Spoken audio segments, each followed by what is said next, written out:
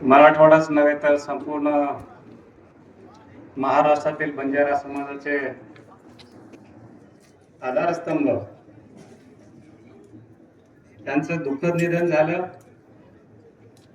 सकाळी सकाळी फोन वाजत होता. मला असं वाटत होतं की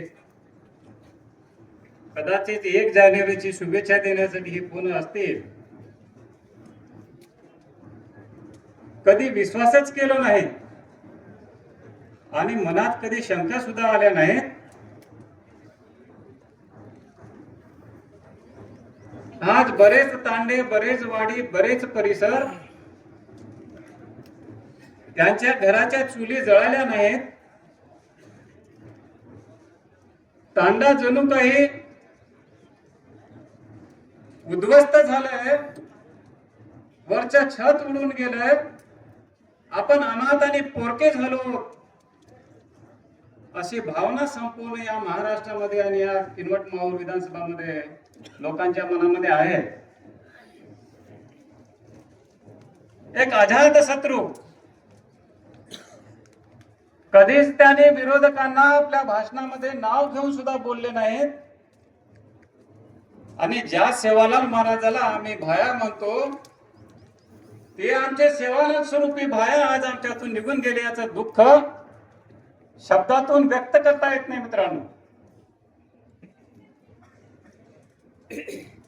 आज श्रद्धांजली अर्पित करून आपलं भागणार नाही.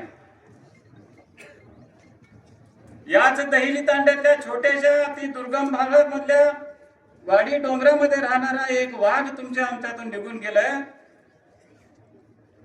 सेवालाल महाराजाचं मंदिर एकीकडे, वसंतराव नाईकांचं मंदिर एकीकडे आणि त्याच सोबत माझ्या नायकाचं भव्य आणि दिव्य स्मारक या संपूर्ण विधानसभा मतदारसंघातच नव्हे संपूर्ण देशातील आणि महाराष्ट्रातील समाज बांधव आणि इतर जे काही चाहते आहेत यांच्या वतीनं बांधून त्यांची वैचारिक पत्रता, त्यांची वैचारिक जे काही लाईन आहे या संपूर्ण गाव वाडी तांड्यापर्यंत पोहोचत राहावं त्यासाठी इथे एक समिती तयार करावी आणि त्या समितीच्या माध्यमातून स्मारकाचं काम लगेच आपण चालू करावं असं मी सर्व कार्यकर्त्यांना विनंती करतो. आणि तुम्हा आम्हाला दुःख होणं फार आपण समजू शकतो मित्र, पण शरद पवार साहेबांनी पहिल्यांदा ज्या वेळेस त्यांचा पराभव झाला होता विधानसभेमध्ये, शरद पवार साहेबांनी त्यांना राज्यमंत्री पदाचा दर्जा दिला आणि या महाराष्ट्राच्या वसंतराव नाईक महामंडळामध्ये त्यांना स्थान दिलं. त्या शरद पवार साहेबांचं सुद्धा मी या क्षणी सर्व समाजाच्या वतीनं ऋण व्यक्त करतो.